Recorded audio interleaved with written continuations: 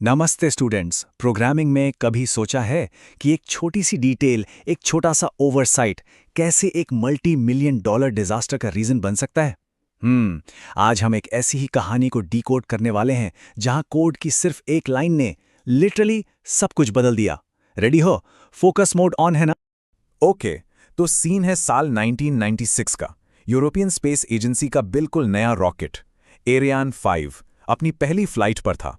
सब कुछ परफेक्ट लग रहा था, लेकिन लॉन्च के ठीक 40 सेकंड बाद वो आग के गोले में बदल गया। एक कैटास्ट्रॉफिक फेलियर जिसे पूरी दुनिया ने लाइव देखा। और इस फेलियर की कीमत $370 मिलियन। सोच के देखो, इतना बड़ा फाइनेंशियल लॉस।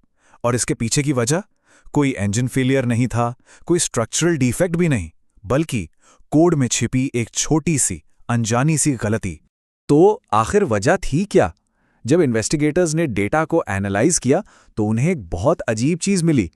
इस पूरे डिजास्टर के पीछे था सिर्फ एक नंबर जो अपने लिमिट से बस थोड़ा सा बड़ा हो गया था। चलिए इस टेक्निकल मिस्ट्री की तह तक चलते हैं। आपको क्लियर हो रहा है ना अब तक? तो इस बिलियन डॉलर बग को समझने के लिए हमें प्रोग्रामिंग के एक बहुत ही फंडामेंटल कॉन्सेप्ट से शुरुआत करनी होगी। ध्यान से सुनना, ये इंपॉर्टेंट है। इस पूरी कहानी का हीरो या कहूं विलन है डेटा टाइप। प्रोग्रामिंग में डेटा टाइप एक वेरिएबल का एक ब्लूप्रिंट जैसा होता है। ये कंप्यूटर को बताता है कि वेरिएबल में किस तरह की वैल्यू स्टोर होगी, जैसे नंबर या टेक्स्ट, और उसके लिए कितनी मेमोरी रिजर्व करनी है। C++ में हर वेरिएबल को एक डेटा टाइप असाइन करना कंपलसरी है। इसको ऐसे समझो कि आप डेटा के लिए अलग अलग साइज के कंटेनर्स या बॉक्सेस बना रहे हो। जैसे इंट कंटेनर आमतौर पर 4 बाइट्स का होता है इंटीजर्स के लिए, जबकि 4 सिर्फ 1 बाइट लेता है। और इस कंटेनर का साइज ही उसकी कैपेसिटी यानी उसकी रेंज डिफाइन करता है। सिंपल है ना? यहीं पर साइंड और अनसाइंड का कॉन्सेप्ट इंपॉर्टेंट हो जाता है। एक साइंड इंट पॉजिटिव और नेगेटिव दोनों वैल्यू स्टोर कर सकता है, इसलिए इसकी रेंज -2 बिलियन से +2 बिलियन तक होती है। लेकिन अगर हमें नेगेटिव नंबर्स की जरूरत ही नहीं है तो हम अनसाइंड इंट यूज करके वही मेमोरी स्पेस सिर्फ पॉजिटिव वैल्यूज के लिए इस्तेमाल कर सकते हैं, जिससे रेंज 0 से 4 बिलियन तक यानी अचानक डबल हो जाती है। समझ आया ये? इसको बिल्कुल आसान शब्दों में समझे तो डेटा टाइप्स अलग अलग साइज के बॉक्सेस हैं। एक इंट एक मीडियम साइज्ड बॉक्स है, तो वहीं लॉन्ग इंट एक बहुत बड़ा बॉक्स। और रूल बहुत सिंपल है, आप एक बड़े बॉक्स का सामान एक छोटे बॉक्स में फिट नहीं कर सकते। That's it. तो क्या होता है जब हम उस छोटे बॉक्स में बड़ा सामान फिट करने की कोशिश करते हैं? तब होता है इंटीजर ओवरफ्लो, और यहीं से हमारी रॉकेट की कहानी का विलेन सामने आता है।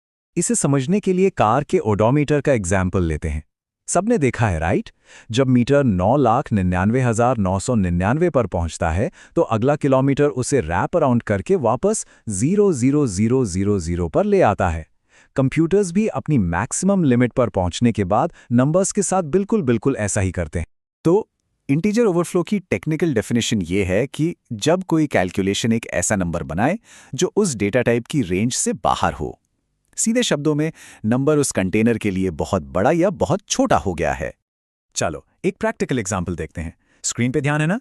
हम एक साइंड 4 वेरिएबल लेते हैं जिसकी मैक्सिमम वैल्यू है 127।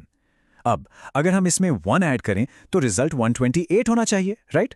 लेकिन साइंड 4 का कंटेनर 128 को होल्ड ही नहीं कर सकता, इसलिए वैल्यू ओडोमीटर की तरह रैप अराउंड करती है और अचानक से अपनी मिनिमम वैल्यू -128 बन जाती है।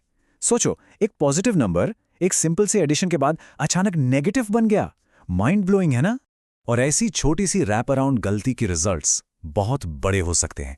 ये सिक्योरिटी लूप होल्स क्रिएट कर सकती हैं, गेम्स में अजीब ग्लिचेस पैदा कर सकती हैं, जैसे पैकमैन का famous split screen level, financial systems में गलत कैलकुलेशंस कर सकती हैं, और जैसा हमने देखा अरियान 5 जैसे कैटास्ट्रॉफिक फेलियर्स का कारण भी बन सकती हैं।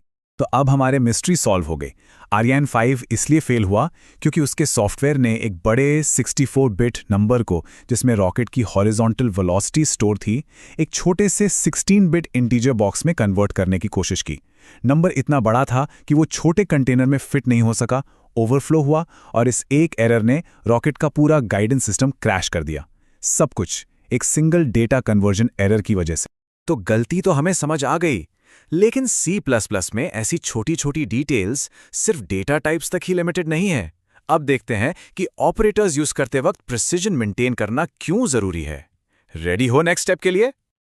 C++ में एक बहुत कॉमन कंफ्यूजन पॉइंट है i++ और ++i। दोनों ही वैल्यू को 1 से बढ़ाते हैं। तो क्या इनमें कोई फर्क है? जवाब है हाँ, और ये फर्क आपके रिजल्ट्स में जमीन आसमान का अंतर ला सकता है। इस फर्क को प्रीफिक्स और पोस्टफिक्स कहते हैं। ध्यान से सुनो, प्रीफिक्स यानी ++i पहले वेरिएबल की वैल्यू को इंक्रीमेंट करता है और फिर उस एक्सप्रेशन में उस नई अपडेटेड वैल्यू को यूज करता है। वहीं दूसरी तरफ पोस्टफिक्स यानी i++ पहले एक्सप्रेशन में वेरिएबल की ओरिजिनल वैल्यू को यूज करता है और उसके बाद वैल्यू को इंक्रीमेंट करता है। बस इस ऑर्डर ऑफ ऑपरेशंस का ही सारा खेल है। तो बेस्ट प्रैक्टिस क्या है? अभी आप क्या करोगे? इंडस्ट्री स्टैंडर्ड के मुताबिक बाय डिफ़ॉल्ट हमेशा प्रीफिक्स वर्जन ++i यूज़ करें जब तक आपको स्पेसिफिकली पोस्टफिक्स i++ की ज़रूरत ना हो।